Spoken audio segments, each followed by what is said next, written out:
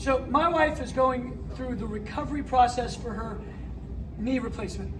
And it really has knee mobility on my mind. So I'm not doing this with her yet, at her stage in rehab, but if we work, it's very important that we get as much flexion and as capable a capacity of flexion as possible. So the first goal is to gain some mobility. In my knee, which is compromised, which is a little tighter than my right knee, if I elevate the foot here, presuming I have the hip mobility, I get this up. This is not a very loaded position. I get good knee bend. My knee's not protesting at all.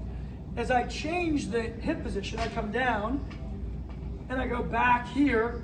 Now, almost as much knee bend, but it's definitely more load in the system because I've taken that leg further back and changed the position here.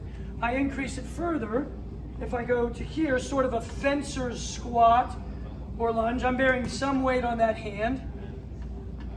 So now I've started taking some of the range that I gained in the first exercise, loading it with a little bit of demand. Next Pat, is that more knee or ankle? It's a great question, Coach. It's both.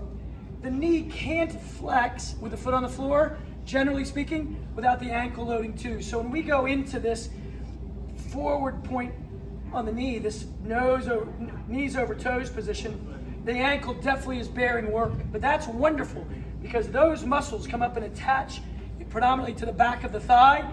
They provide a nice compression, so they work very much in sync with each other. So doing a stretch of this sort, you can see that's tight for me to get in there. The ankle has no demand on it, no influence on the scenario, to either give it some stability and contribution or to challenge it in other ways. When I put that foot on the floor, as the great Gary Gray would say, things change. So it's both ankle and knee. So I've loaded it. Then eventually I take that weight off. I go body weight, trying to get some of the same range. Then to load. Then I might challenge it with opposite side load. That changes the demand here. But work that knee where you can comfortably and earn the trust of your nervous system to get more range. It's not a matter of always cranking the stretch. You got to load the range you got. See if you can earn that system's trust a little bit. Best of luck. Keep those knees healthy.